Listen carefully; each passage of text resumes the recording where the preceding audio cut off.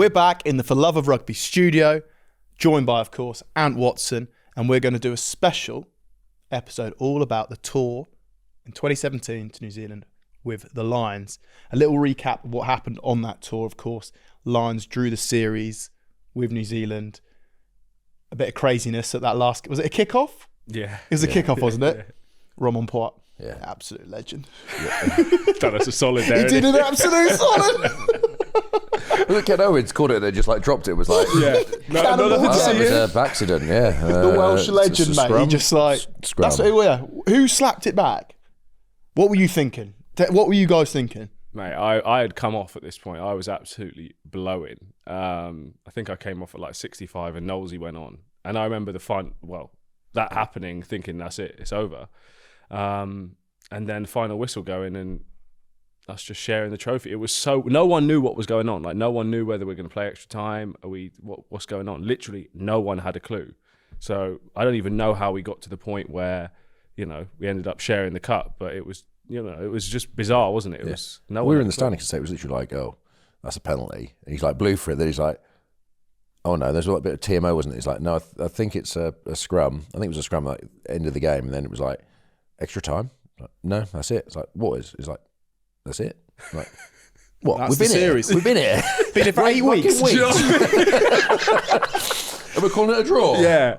We want justice. It's like, no, it's a draw. It's like, all right, then it's a draw. You know then. But it is weird that it just... has the rules changed since? Because I suppose, no. Has there been any thought? Like, if it happens again? It was really good for like time? the Lions in regards to like that picture of like the two captains holding the trophy up and like the sort of whole thing for the tour, and like rugby, what it's about. It was probably good for rugby and the Lions, but yeah, when you're on the tour at the time, it's a bit of a myth because you're like, you've come here to get an outcome and it's a draw, and you're like, when it finished, you had to obviously go up and share the trophy. Like, it must have just been a bit. Like, It just looked really childish, It's like, it looked like we were sharing a participation Everyone's a winner. Trophy. Exactly. No, it was so weird, honestly. Mate, it was just a bizarre moment. And, when you reflect on it now, you appreciate how weird it was at the moment. You're kind of just like, on to the next thing, do you know what I mean? But I think it would have been better for the series had it been sorted properly. And you had a winner and a loser. I think that it was just too weird to finish like Coley said, such a long, dramatic series with a draw and two people holding up a trophy. It wasn't the right way to end it. You got to wait, and also there's 12 years until they do it again. So it's not as if it's like... Yeah. There's no short fix. Going back to the beginning, all three of us were selected for the tour, but only myself and Ant went. So, Ben... Are you allowed to talk about, or do you want to talk about why you couldn't go?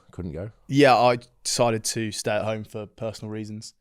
So I selected, as you say, Coley, and then it didn't take me long to decide that where I needed to be was at home with the family, given the situation with my sister-in-law Tiffany and her diagnosis. So I opted out and withdrew from the tour, but I still watched you guys.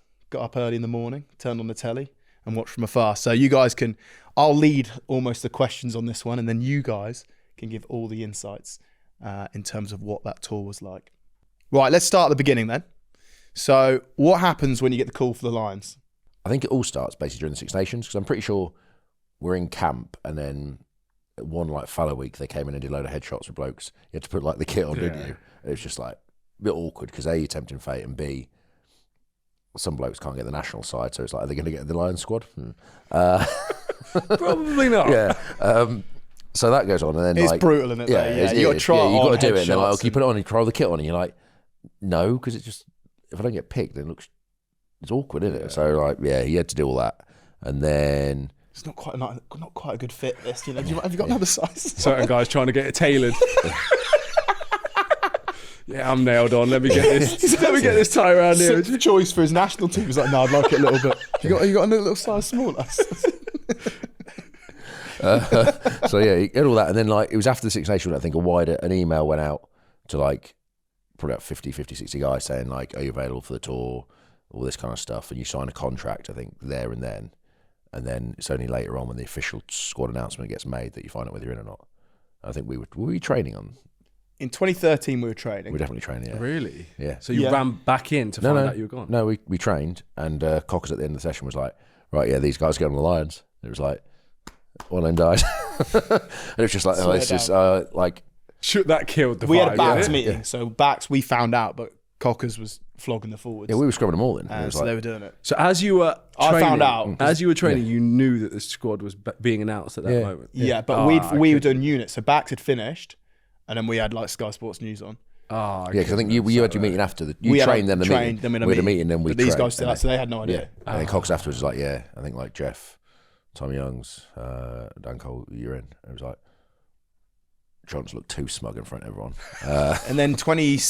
Did you have anyone on that tour? Because it's always a bit awkward, isn't it? When you go and someone else doesn't go, who's in your team? Did you have someone in your team who was close, who didn't go? What do in you mean? 2013. You know, like when, you know, there's obviously some people who may have got the letter or maybe on the fringes who end up not going. Oh, yeah. And then you guys have obviously gone. Was that bit? Well, the story goes that Sky Sports were basically outside the Harlequins training facility, like ready to interview some lads, weren't they? And none of them got picked. Cheers, Sky. Jinx that. Yeah. Cockers loved it though. No doubt. No, he was honestly walking around like Conor McGregor. He loved it. The fact that they'd gone down there, not backing my boys. I think it goes like that, but I mean, it could all be a bit of a spice. And then 2017, how did you find out?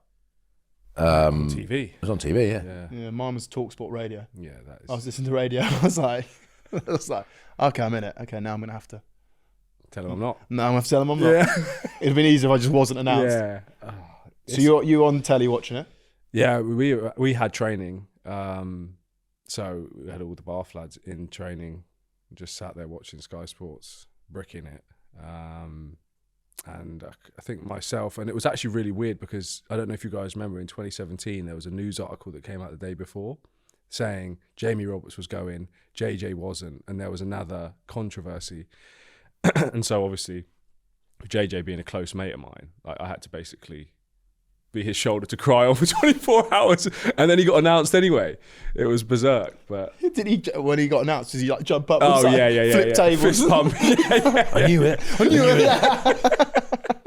Yeah, he was flying. But it's weird finding out when everyone else finds out, and then your phone blows up, doesn't it? It's like mental. Telly as well, Coley. 2017. You obviously had the brawling with. No, it was 2013. 13, 17. I think we're off. So yeah, I think it was on TV. I think that surprised a lot of people though. Yeah, is that we don't get told. You find out when the squad when everyone else does. Yeah. Just the captain, isn't it? Who knows? He has a bit of it. Yeah. But that's, I think that's what makes it. Yeah. Great. Yeah. Again, and unique. Right. So you guys are going on tour. You've been announced. What's the process? Well, you don't know if you've been announced, but you've still got the rest of the domestic season to go. Yeah. So that it's like, please don't don't get injured. So you do that, but then you meet up about a month. I don't know, say a month. There's a few weeks later. We had to go to the Lensbury in London. Basically, you go down there, meet the entire squad, try the kit. You do some promotional stuff. You basically find out everything. You get your Lions kit bag with your name and everything in it. You have to try everything on. You meet people. Then the sort of staff. We met in a room, didn't we? And all the staff sort of stood in front. Gat spoke. Then the coaches sort of spoke and introduced themselves. Tour manager spoke. Everything, everyone sort of went, didn't they? One time the media man's like, "Hi, I'm so and so. This is my second Lions tour. First one was a journo." It's like, that don't count. Like, it was just one way to lose the boys straight away. Because previously been uphill from there, innit? Yeah. Second tour. It's like, George Cruz was like, I went as a kid in like. I've actually watched all the Lions series on telly, so technically this is my fifth tour. Yeah. Genuinely, is that what they said? Yeah. That's you lose the room very quickly. Amount of stash. How much stash? Loads. Yeah, it was a joke. Too much? Yeah, too much. Well, it is when you have to freight it around New Zealand. No, you had like 3 insane. bags for it. You have like 3 proper, but you're like, because you got like winter coats, all the training gear, because you get 3 like training shirts. I think you get 6 training shirts, 3, like you have 6. A white one, a blue one, a green one, and you have 2 of those. Imagine me trying to, oh my God, honestly. You have a specific colour for a specific training day, and obviously if you don't have the right colour, you get fined, and as you know, the fines. There's white, green and blue. Yeah. Yeah. Yeah. But on that tour as well, you had to pack every 3 days. So you had to pack 3 days in advance. So you'd pack your stuff, it would go somewhere, then you'd get it when you got there, and then you'd have to pack for the next place because we moved every 3 days. So, mate, it was, honestly, you see guys running around in 4XLs just wherever they could get a shirt, bro, to not get fined. Can you remember what the fines were? I did my absolute best to not get fined, so I can't remember. But did you get fined at all? Nah, not on that one, no. Coley? No. Who was in charge of the fines? Can you remember? I want to say Hask. Yeah, probably. Hask weaseled his way to the top. But Hask actually came in for Billy V, didn't he? Because Billy V pulled out with an injury. And I think that's the thing, when the squad gets announced, and then you just mentioned about the domestic season, is you do lose people on the way. Well, you guys were probably competing for trophies, weren't you, that year? Whereas at Bath at that time, we were down and out. So fortunately, Todd Blackadder gave me, I think we had a couple of games left in the season, and he gave me one of them to not play and said, mate, just go away. I was like, thank God, because I was so sketchy. My history, mate. I was due to get cooked. But I think he did the same for JJ, and I thought that was a nice touch. But it must have been hard for you boys with competing and having one eye on that, and obviously not wanting to get... Nah? No, I think we just crack on with it. Like, I think it's...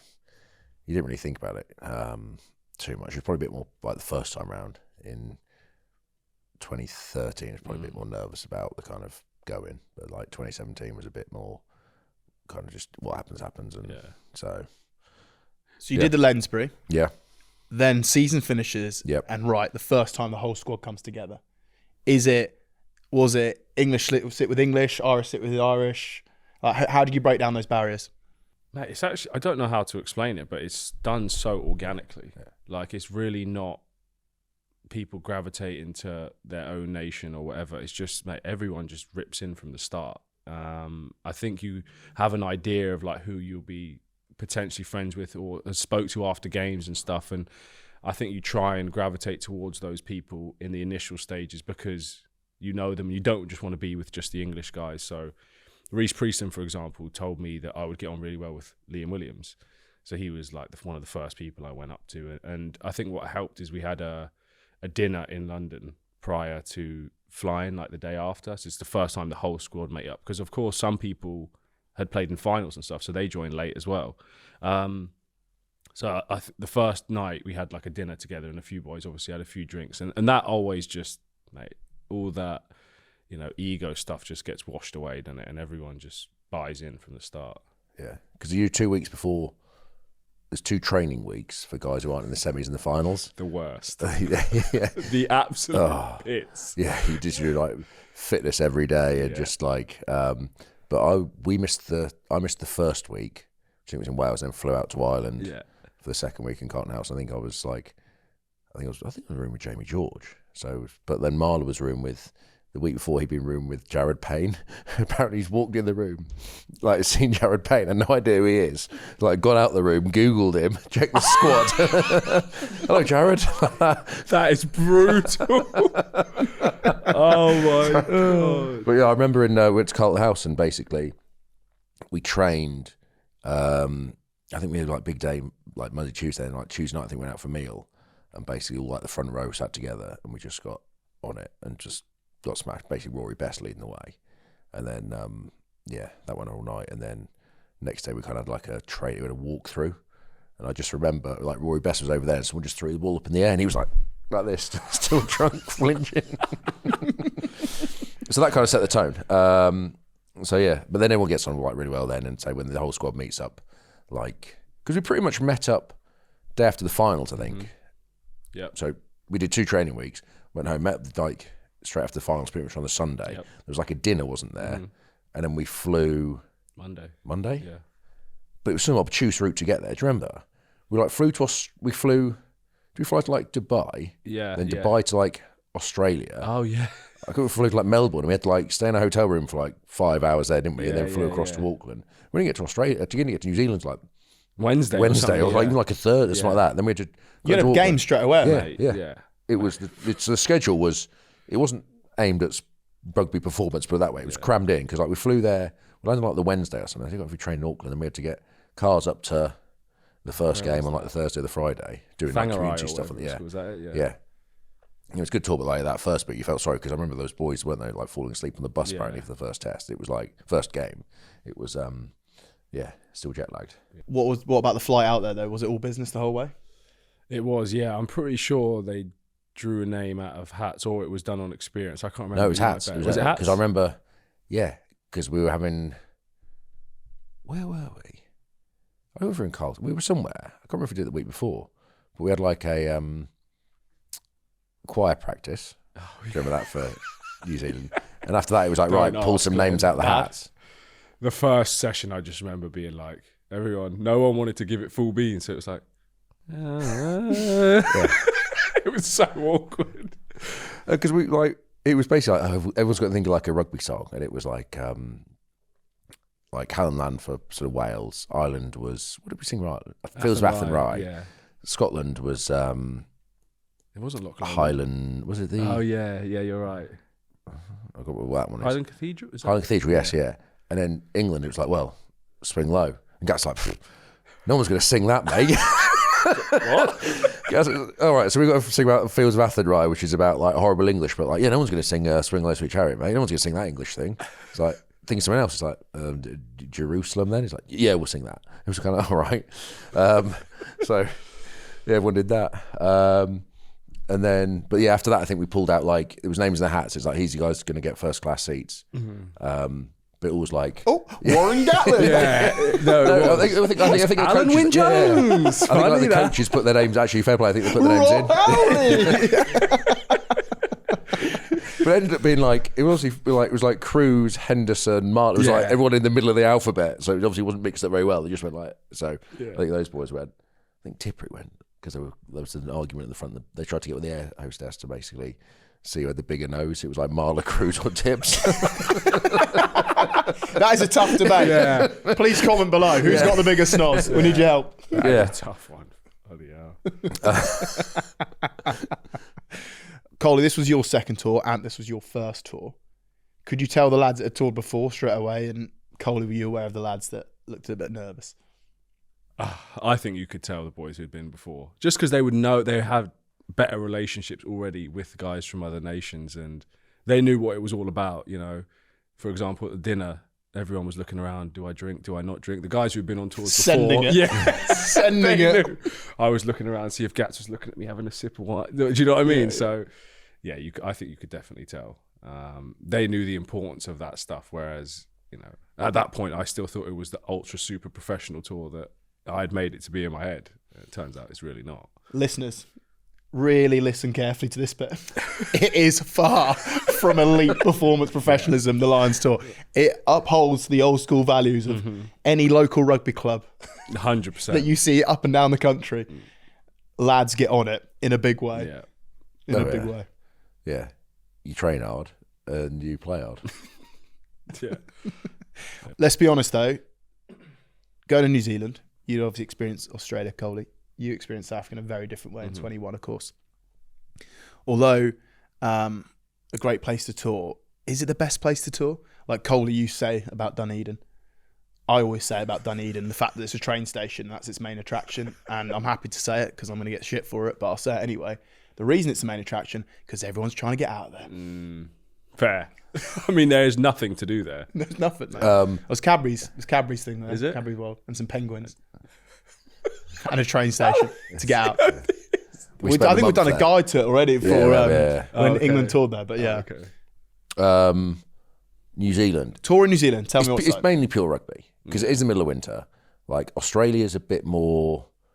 South Africa's rugby and it's not summer, but it's nice vibes. Australia, I think the rugby's it gets disappeared in some way. Not disappeared, but like it's not the main thing. Secondary, isn't it? It's like, so you can pretty much fly under the radar, have a great time. The tests are on, it's big events, but it's forgotten about. As soon as the test's done, or as soon as the game's done, it's sort of forgotten about for 3 days and picked up. Whereas New Zealand, it's 24/7, constantly. The Lions are in town, first time in 12 years, bang, bang, and sort of there's a lot of like everywhere you go, there's ceremony, and which is good because it's big, but it is basically just rugby in New Zealand, and the towns aren't Auckland's fairly big, but the rest of the places aren't. So there's no. You basically train, went for a coffee, and that you couldn't really escape the Lions. And also because when 30,000 Lions fans descend on a place like Hamilton and stuff like that, these places aren't that big. So you know what I mean. Like there's. So you're there for basically the rugby, and you can still have a good time, but it's very sort of rugby driven. I think the New Zealand tour especially. Does that make it almost more exhausting? I mean, it's hard for me to say. It was my first, so I was just so absorbed by the whole experience. But I think Coley's hit the nail on the head. Like, mate, it is so rugby focused, that area. Everywhere you go, mate, someone's saying, mate, how much are you going to get beaten by this week? And it's like, come on, man, I'm just trying to go for a coffee. I'm really not trying to get abused right now.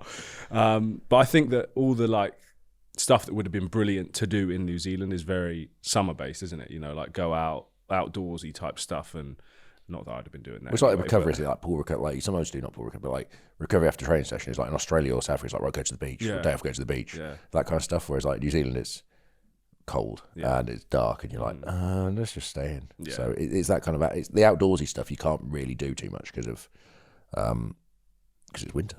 And can you have a good night out in New Zealand? Yeah, well, we found a way. Yeah, some more than others. You would, isn't it? Yeah, Carl Sinclair had an interesting last experience of New Zealand. He got escorted out of the club, to put it politely, escorted by 4 Tongan blokes, and mate, he got absolutely flung out of this club like you've never seen before. And the man was the sketchiest bloke ever. He was going to be on the front page of the newspaper afterwards. He was trying to disappear out the hotel to get to the taxi to the airport. Honestly, he got battered basically. You wouldn't want to mess with Tongan bouncers? No, absolutely not. No. Right, who did you room with? I was with Liam Williams pretty much the whole tour. The first few weeks, I think it was like, I'm trying to think, it was a mix. So I remember the room with like Jack McGrath, Tyke Furlong, Sinks I room with, Jamie George I think room with, and then basically I think it was sort of like halfway through the tour, and then you're right. It was me and Marla. Yeah, for the duration. No, you're right. Actually, I remember I was with Stuart Ogg when he actually broke his cheekbone he broke in that midweek game, and then I think I was with Conor Murray as well a little bit, and I think I had Hask as well, which was brutal. Just with the midweek games.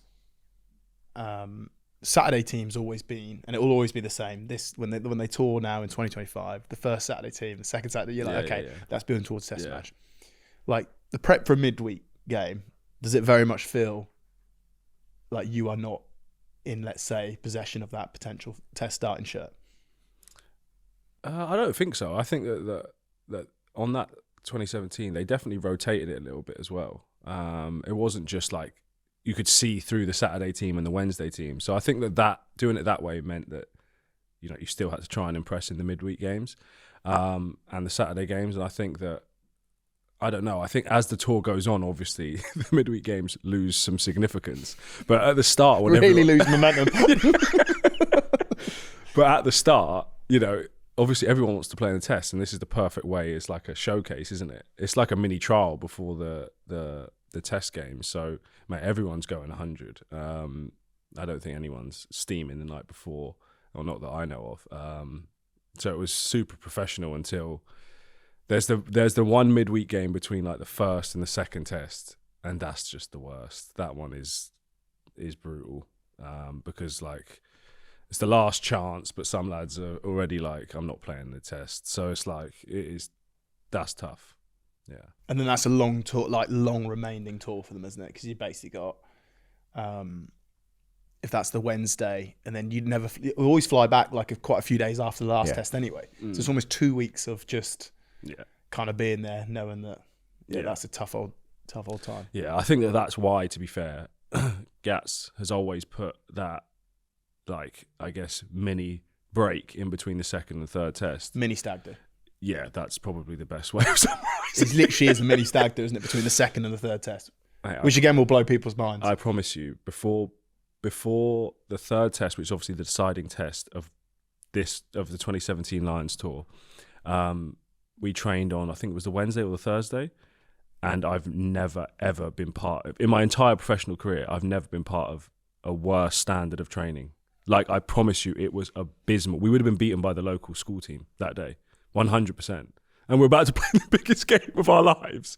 It was mental. We had it in 2013, didn't we? Yeah. And we basically had 3 days on the absolute piss for, again, the test aside, the third test. Yeah. And we trained on that, must have been the Thursday as well.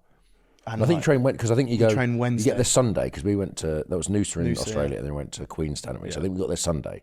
So you like Sunday night, Monday night, Tuesday night. Yeah. Then I think the Wednesday we trained in Queenstown, Yeah. and again in Noosa. I think Thursday you Yeah. might travel, and then Friday I think you might have captain's run and play Saturday or something like that. So yeah, it's the Wednesday that you got to train. I remember Faz came up to me after that training session because I literally dropped the ball about 15 times. He said, "Mate, you all right? Is everything okay?" I was like, "Yeah, sorry, bro. rough couple days." Tone can't back it up after being on the mate, Raz. I couldn't, bro. It was bad. It was bad. And you scored the first try of the tour in the first game against New Zealand's Provincial Barbarians. Tell us about that, man. Mate, it was so weird. Like Coley said, mate, I reckon 80% of the squad were jet lagged. So the bus on the way to this game, boys were falling asleep, fully goners. And the Provincial Barbarians at that time were basically, no disrespect intended, essentially like plumbers and guys who their first job was not rugby, put it that way. And I can't remember what the score was at halftime, but I remember it being close and being like, oh my God, this is a hell of a way to start the Lions tour. 13-7 you won. Yeah, there you go. 13-7. Yeah, it was brutal. But we were 7-3 down at That half time. scheduling is mad. I I man. think Like, it was who's- 7-3 down at half time. Who's We done were that 7-3 down. scheduling? 7-3, yeah, 7-3 down. Yeah. Yeah, it was. I remember being very, very sketchy and thinking, that's it. I'm never playing in the test after this. But the try itself, mate, I was just fortunate we won that game. I remember doing something that I regret to this day. It was so stupid. One of my mates from back home asked me to do a celebration if I scored. So Play VT. So I've thrown up these two things like this. Like this is what he's asked me to do. Bro, it's a gang in London. Exactly. There I am, mate. I promise you. First game for the Lions, first try, throwing up gang signs. Oh. Mate. So when you figured that out, what did you say to your mate? You're like, No, I actually got roasted by the lads for about 2 weeks on tour. Yeah. I got called for when did you realise? When I got back to my phone and everyone was putting laughing faces, like WhatsApping me with laughing faces, and his name was Sam, mate, and he was just cracking up, and then I realised why he was laughing so much. And yeah, like I said, mate, I got absolutely grilled in front of the team. They asked me why I did it. I had to say I was representing a gang in London. It wasn't my finest hour, mate, and now every time a clip of it pops up, I have to look at it. Yeah. Oh, no. Bad. Very bad. Live and learn, eh? Coley, Ant was doing that, so he obviously got outed by the team. Who was in charge of fines and joke of the day and tour guide? I don't really know. I think Justin Tipperick was part of the tour guide committee because he basically had to speak about when we got to Wellington. He's like, it was windy Wellington. That's literally all I can remember from the tour guide. Yeah. So there must have been different groups. Sync was definitely on joke of the day a lot with Sean O'Brien. Yeah. I remember I was in that WAGs group, so I've had to basically, I was basically a glorified admin guy, just making sure that the misses were all right and making sure that, yeah, honestly. Is that not the team manager's job? Yeah, exactly. And you were having to deal with Yes, brutal. it. The bus will collect you from here. Your Yeah, tickets will be waiting here. exactly. Yeah, You got a test match to worry about. terrible job. Yeah, Sync was definitely on joke of the day a lot. And he wouldn't even finish his joke, mate. He'd just start laughing and then lads would be like, mate, go sit down. He's got a very infectious laugh, isn't Yeah. he? Like, it is a proper belly laugh. Yeah. Right, so joke of the day, that is when you're on the bus going to training or from training. Someone gets to the front of the bus, gets on the microphone, tells a joke. Team. Tour guide, new location, does the same thing. What are other great traditions about the Lions? I'm pretty sure there's a suit one, isn't there? If you roll the dice, you have to go to and from training in a suit, which is an absolute nightmare. Everyone's So that will go to dinner. yeah. Because, yeah, usually it's like the fight. There's a fine committee, obviously. I'm not going to remember it, but I think there's dice and you have to roll that and say you have to either go to dinner or training in a suit. That kind of stuff. Were you there when that dinner happened to Crusoe? Oh, yeah. Yeah. Go on. We've done it on that for years, mate. That's well, that happened. So that was that was after the first test, wasn't it? 'Cause he got dropped. Yeah. And the review was all him. Yeah. And it was brutal. And he was getting hammered. And they cut it short. And the next clips, they had to go through like the next couple of clips. And both of them said GK, this, and the other. So it was like, because he got hammered by Howley in attack. Yes, a couple of daft questions. Then Faz showed D clips. And I think Faz put you on because a couple of them were Cruz. And he's like, right, yeah, just skip these. And as it's tabbed through, it just come up at the bottom, like George Cruz missed tackle. George, it's just like, something He like, was getting caught like that. So it was basically a one-on-one review Yeah. in a team environment setting. He's then basically been announced in. I think he got put on the bench. Did he get put on the bench? Yes, Marrow started. He started the first. He started got put on the bench the midweek. Yeah, so Cruz started the first test, but then he got put on the bench for the midweek team in between the first and second test, which is obviously not a great thing. Sign. Then I think he came on after 50 minutes, and Courtney came off, and Courtney ended up playing the second test, and Cruz didn't. But then we all went out for a meal, I think, on the Thursday night or something, like the night after, or maybe the Wednesday night after that test, which is in the Italian in someone's back garden, basically. Someone, like, I think Rory Best organised. He's like, yeah, I've got this exclusive like Italian restaurant. We basically walked through the restaurant into like a shed out the back. Bet you the food was good though.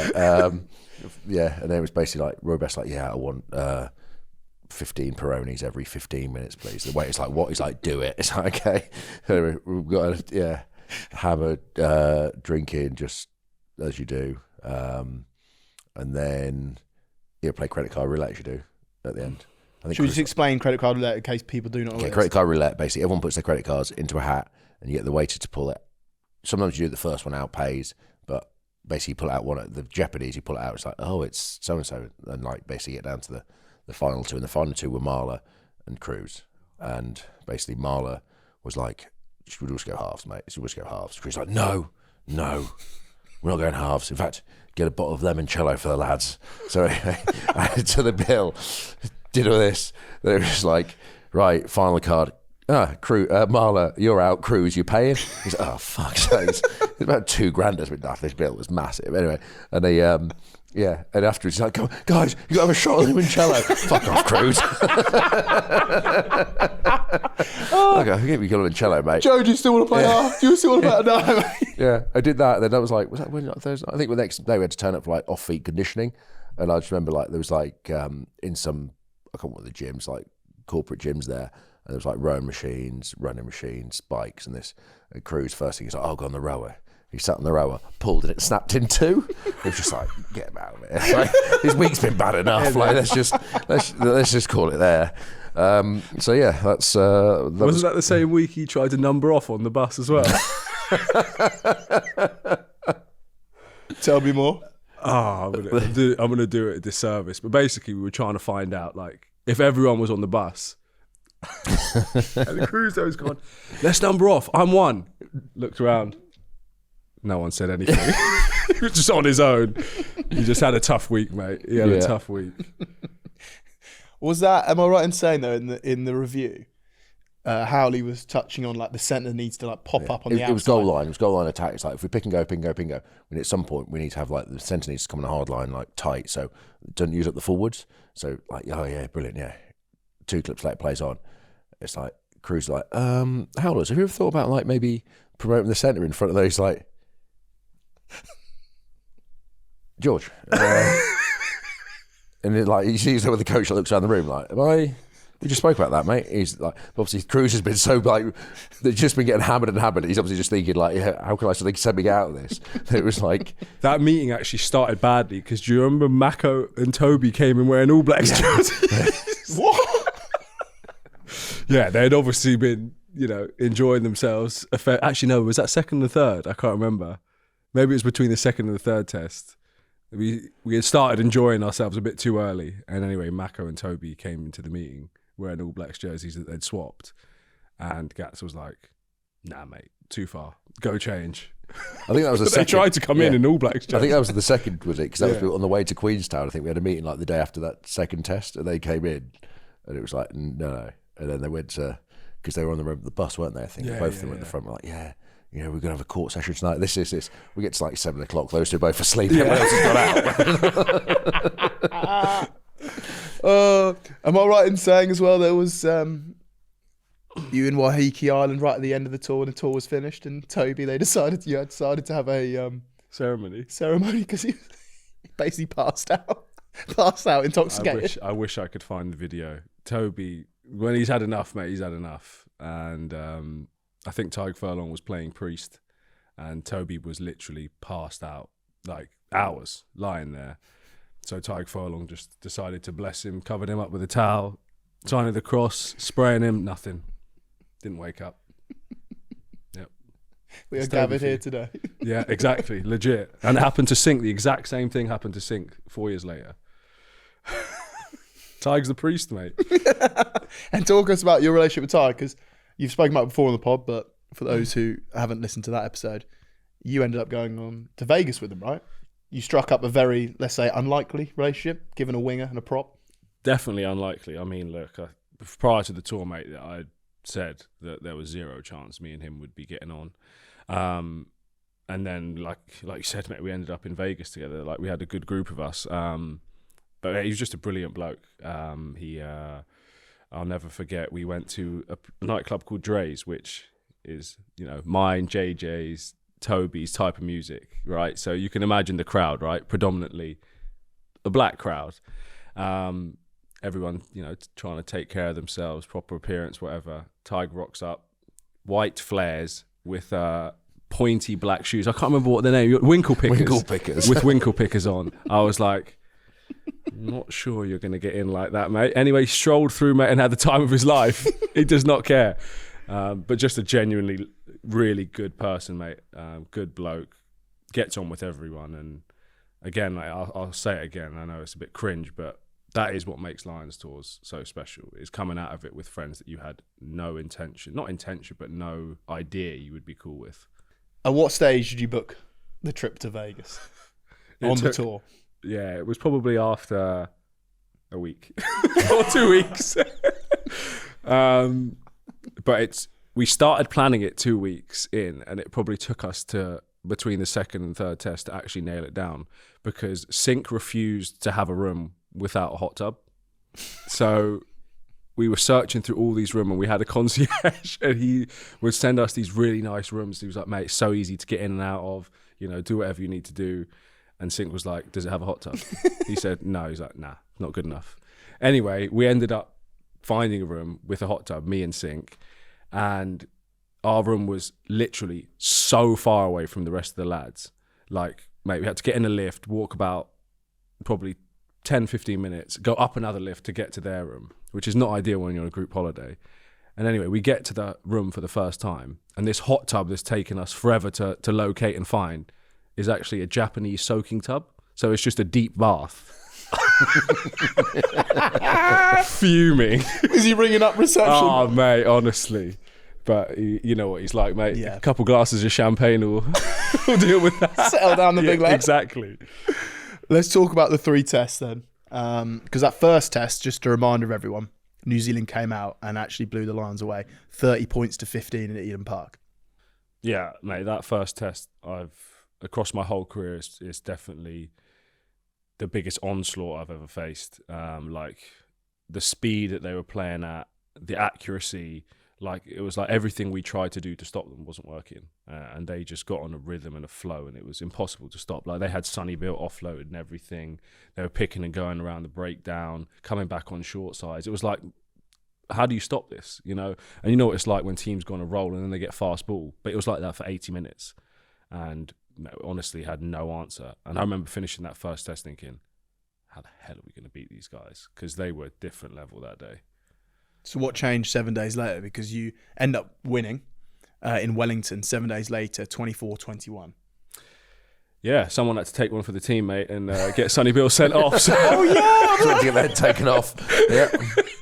Is that you? Yeah, so I nominated my head to get dusted. Come and hit this beam, mate.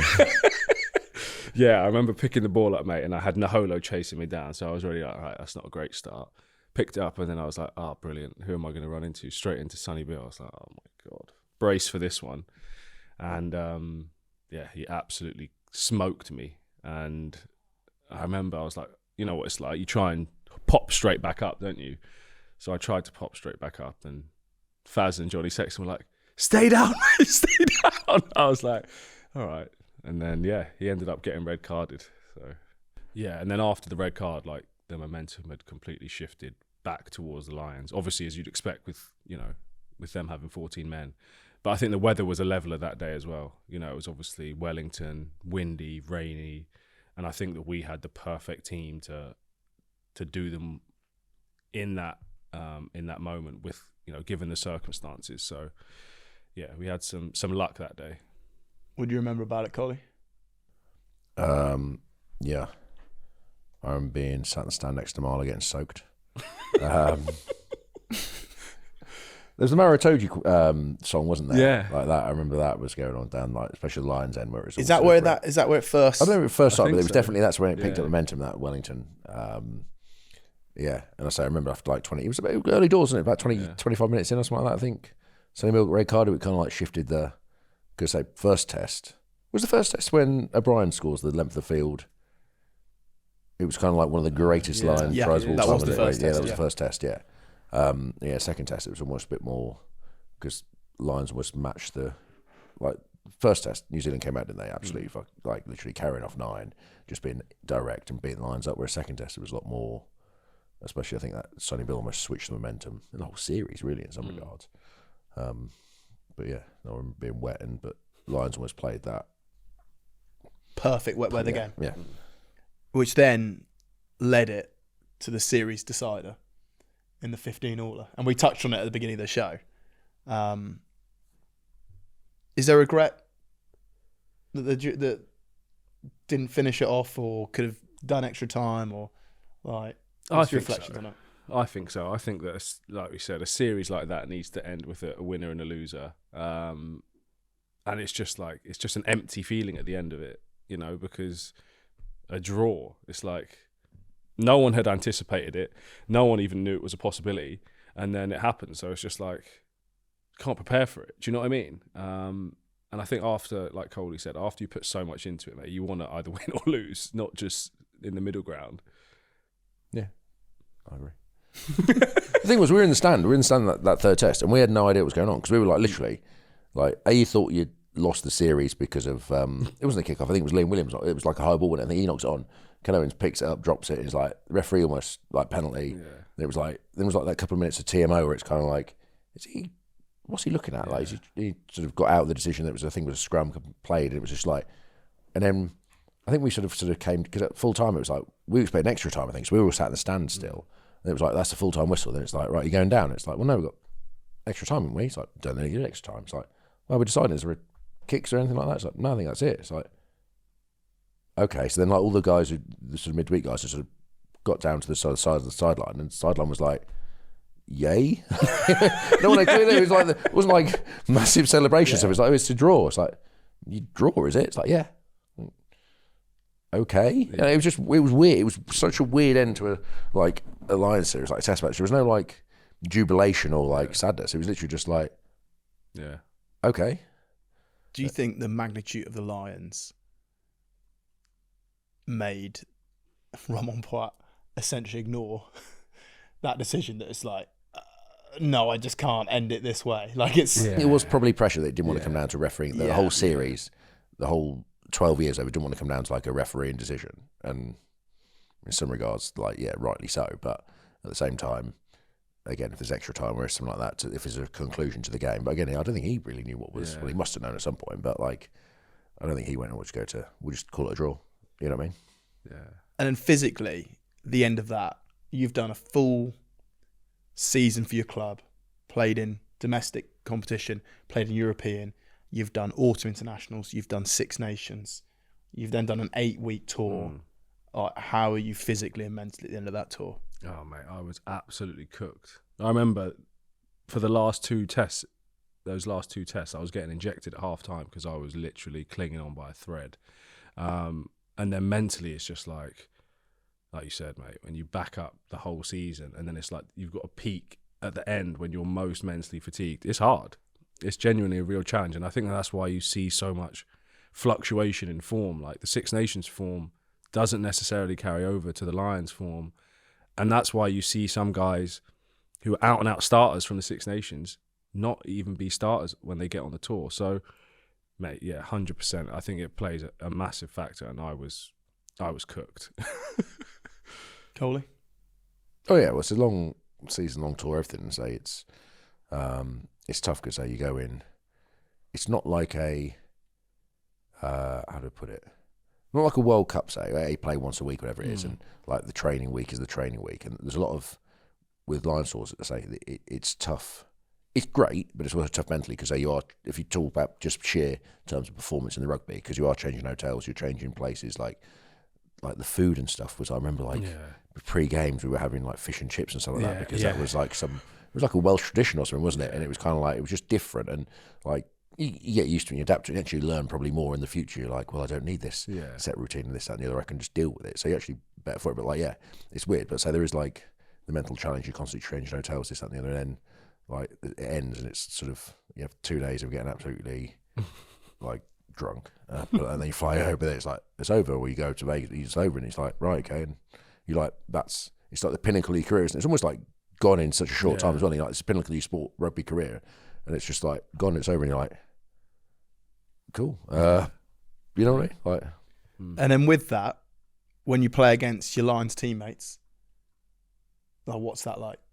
I think it's no different to just like playing against your mates. You know, like you always want to one up your friends, don't you? So I think it adds a bit of edge to it. And I think that the one thing it definitely does is you learn about those players that you're playing against when you're on tour with them. So, you know, you learn about the other wingers and then you keep stuff logged like, okay, when it comes to Six Nations next time, I'm seeing something that, you know, obviously, you know, in the moment you might try and help them, but when it comes down to playing against them for England, you're then using that against them. So, yeah, I think that it definitely adds an edge and you always want to one up, you know, your old teammates, if that's the right word, because it's just, you know, it's just nice, isn't it? Is Coley, you got one obviously as well, like scrummaging, and you just said there, Ant, like, have you got an example of what you get to know about each other? Or Coley, when you're then scrummaging against a loose head, having toured with them? Probably not so much in that regard, but you do, like, you just know blokes, and you sort of like, it's just weird. So there's that competitive element, I think, because you know probably someone a bit better that, you know, almost personal pride that you sort of take into the games. But yeah, the technical side of things, possibly yes, and you try and throw somebody off. Marla would definitely try and throw somebody off with a comment or two in the test matches. But I wish I could hear him just once, see what he says in those scrums. Is there still a big WhatsApp group from the tour? Not that I'm part of. Ant? I don't think so. I think I've still got a Vegas group chat which is under lock and key with a safe code. And no one's said a message since 2017. Exactly. I do remember there was a, we'll name him, Ben Teo. He was basically on like last night's. I think he like broke into, was it Faz and Sexton's room and was like, basically, they're all like asleep and he's like filled with him saying, Sexton, basically just, it was good natured. But the next day, it might be like the plane home, it was literally like delete the chat. It's like, what? It's like, everyone delete the chat and then send me a screenshot to prove that you deleted it. Because he also took over the chat because it was like Tips was admin or something like that. And Tio was literally like, right, make me admin. I've got some lads to add, make me admin. Made him admin. He then kicked the other blokes and removed all the other admins and brought them back in, so he was the only admin in the group. And he was literally like, proper dictatorship. I'm in charge now. This is what we're doing. Like, he just took it over. But literally, at the end of the tour, he's like, everyone delete it. Send me a screenshot to prove that you deleted it. Delete like that. So I think that it all got wiped. Benny is something else. It was so funny. It was genius. When that guy gets on him, he's like, everyone's like, welcome to Auckland, baby. It's just like, oh, big shout out to Tito. And then any other lasting memories that you'd like to share before we wrap it up? I remember, do you remember Fire Pussy? Yeah. I was actually, were you there? Yeah, well, I wasn't, but I think Jared, I saw the, it was Jared Payne basically went to Dunedin. He was talking about how Dunedin's this student place, and basically they play these, I think Jared Payne was talking about the game you play, like you take there's one which is called Possum or something like that, where I think you take a slab of beers up into a tree, and you drink them all, and then when the person who falls out the tree loses, there's all that, but you sit by yourself, and like other ones like, or Hermit's Dozen, where you have to basically just drink in your room by yourself, and the first one to come out loses, all this kind of stuff. And there was one he was saying it was called Fire Pussy. It's basically you start a fire in this house, in your student house, and the first one to put out is the Fire Pussy. So that night, it was like the night after the test match, really, there was a load of guys, I think someone started a fire in the hotel. It was in the team room, wasn't it? I think. And basically, it started. And I think Jack Noel they put it out, so he became fire. But like the next day, there's obviously things. So they had to put like the team room sofas and stuff over this big hole in the floor. So it was like, that got covered up. Yeah. But then you have to chuck an item on to like encourage the fire, right? So you have like an empty box of like drunken beer. You chuck that on, so it gets a bit like bigger, and then it keeps going around, and you keep adding to it to get bigger until eventually it comes to you, and you're like, you either have a choice of making it bigger. It's possibly the dumbest game ever. But I remember he got put. Didn't he have to? There was a bed in the team room because I think someone got put to bed in the team room, which then got used the next day drinking. I think you guys were at Wahiki or wherever it was, and so a load of boys stayed behind. And I remember Rory Best getting rolled out into the street on a bed because he'd passed out, and they just put him in the street. No, we actually had a full-on team meeting, like full-on. I can't even remember if it was a review or preview, whatever it was. And Knowlesy is at the back of the team meeting in his bed from upstairs, passed out. I swear, you got to use the picture as well because he's goners, mate. Full team meeting, Knowlesy's fast asleep at the back. Incredible. And that wraps up the Lions nicely. Lads, thank you very much for sharing your experience of 2017. Listeners, I really hope you've enjoyed that. So please like and subscribe, leave a lovely comment. And there we go.